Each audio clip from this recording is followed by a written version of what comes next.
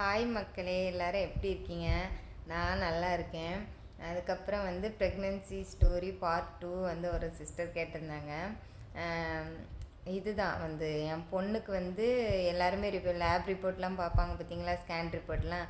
அதிலலாம் பாயா கேலான்னு அப்போ நான் பார்த்த வரைக்கும் போஸ்டீரியர்னா பாய், ஆன்டீரியர்னா கேலுன்னு போட்டிருந்தாங்க.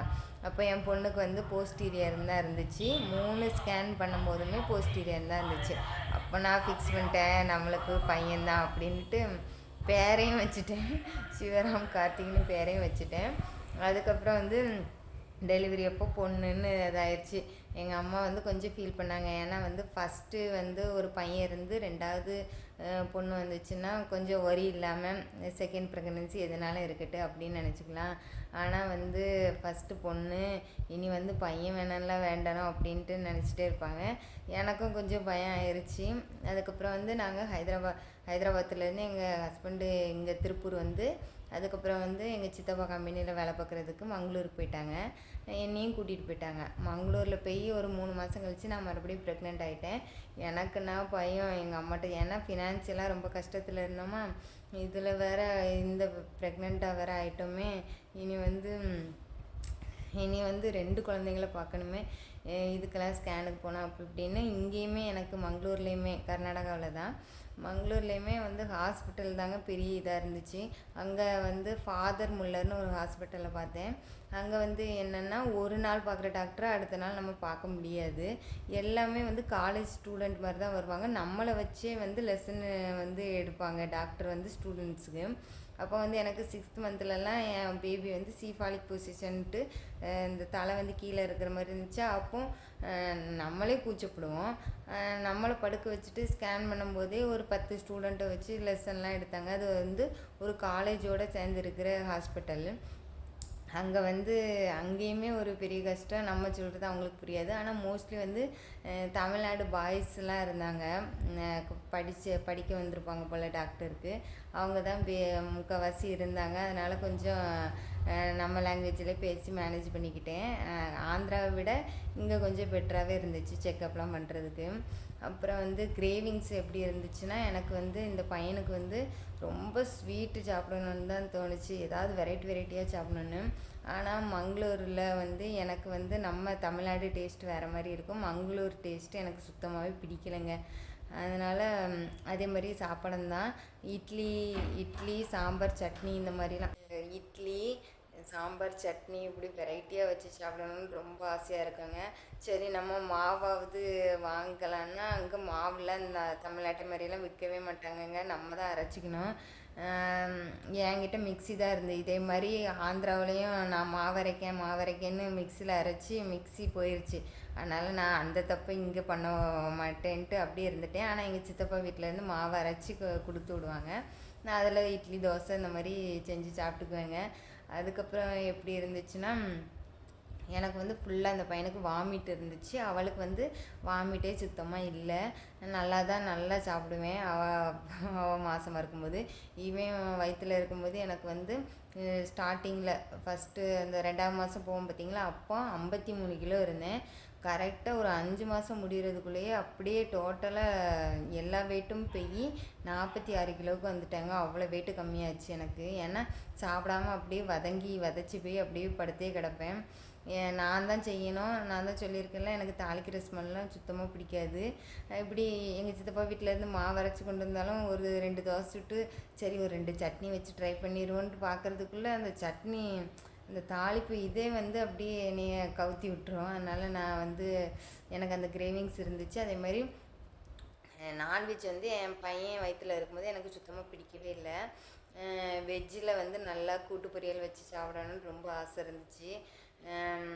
அங்கே நாங்கள் கம்பெனியோட வீட்டில் தான் இருந்தோம். எங்கள் ஹஸ்பண்ட் கம்பெனியில் வேலை பார்ப்பாங்க. வீடும் பக்கத்துலேயே தான். அங்கே கம்பெனிக்கு சமைக்கிறவங்க ஒரு சமையல் மாஸ்டர் இருந்தாங்க. அவங்க வேலையும் பார்ப்பாங்க, சமைக்கவும் செய்வாங்க. அவங்க என்ன செஞ்சாலுமே கொஞ்சம் தருவாங்க எனக்கு. நானும் அதுக்காண்டி வெயிட் பண்ணிகிட்டே இருப்பேங்க.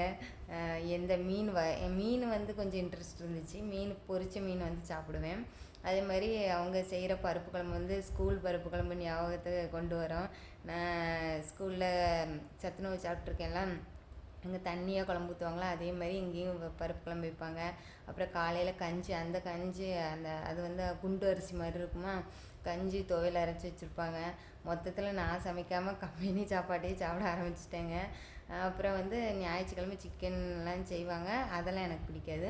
ஆனால் இப்படி இடையில வாரத்தில் மீன் பொரிச்சாங்கன்னா கண்டிப்பாக அந்தானே எனக்கு 2 பீஸ் தராமல் இருக்க மாட்டாங்க, தருவாங்க.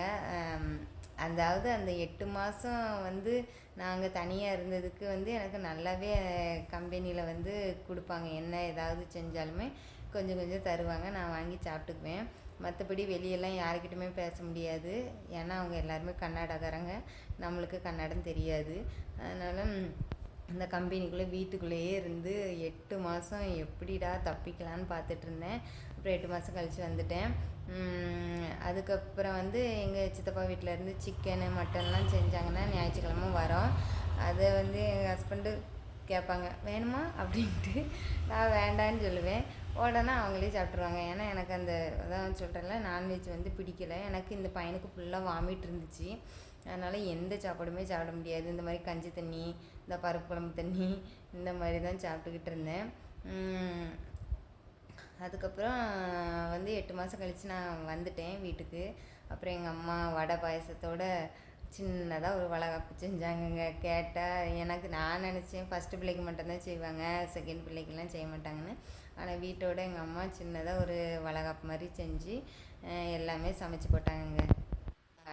7வது மாதம் ஸ்கேனுக்கு அப்புறம் என் பையனுக்குமே போஸ்டீரியர்னு இருந்துச்சு, அவளுக்குமே போஸ்டீரியர். கொஞ்சம் பயமாயிருச்சு எனக்கு, இதுவுமே பொம்பளை பிள்ளை தான் அப்படின்னுட்டு. ஏன்னா எங்கள் ஹஸ்பண்டு சொன்னாங்க, எங்கள் வீட்டில் சொன்னாங்க, இது பொம்பளை பிள்ளையாக இருந்தால் சைன்லாம் போடாத, ஆம்பளை பையன் ஒன்று வேணுன்ட்டு. அதனால் எனக்கு வந்து குடும்ப கட்டுப்பாடு பண்ணுறதுக்கு சைன் போட மாட்டாங்களோன்னு பயத்தில் தாங்க இருந்தேன். அடுத்த நாள் ஆப்ரேஷன்னா அன்றைக்கி நைட்டெல்லாம் வீதி பக்கு பக்குன்னு இருந்துச்சு. ஐயோ சைன் போட்டுருந்தோம், ஏன்னா என்னாலலாம் அடுத்த குழந்தெல்லாம் பெற்றுக்கிட முடியாது, உடம்புலாம் தாங்காது. அதனால் இது கடவுளே ஆம்பளை பையனாக இருக்கணுன்ட்டு அவ்வளோ சாமி கும்பிட்டு அதுக்கப்புறம் பையன் தாங்க பிறந்தான். அதனால் ஃபஸ்ட்டு வந்து பேர் வச்சேன் பார்த்திங்களா, ஃபஸ்ட்டு பிள்ளைக்கு வந்து பேரே வச்சுட்டேன், ஆம்பளை பையன்ட்டு சிவராம் கார்த்திக்னு வச்சுட்டேன். அதே பையன் பேரை எடுத்து இவனுக்கு வச்சு விட்டாச்சுங்க. நான் வந்து ஜாதகத்துலையும் எஸ்ஸில் தான் சொன்னாங்க பேர், அதனால் அதே பேரை வச்சுட்டேன். அப்புறம் இப்போ வந்து எல்லாருமே என் தங்கச்சிக்கும் கஷ்டத்தை அனுபவிச்சாங்க பார்த்திங்களா, ஃபஸ்ட்டு 3 பொம்பளை பிள்ளைங்கன்னு. அதனால் பிள்ளைங்களுக்கு எதுவுமே தலை பிள்ளையே ஆம்பளை பையன் இருந்துருணுன்ட்டு வேண்டியிருக்காங்க. பொண்ணு மேலே அவ்வளோ பாசங்க எங்கள் அம்மாவுக்கு. நாங்கள் முன்னாடி எக்ஸாம்லலாம் நல்ல மார்க் வாங்கினாலுமே மார்க் குறைஞ்சிட்டுன்னு துரத்தி அடிப்பாங்க.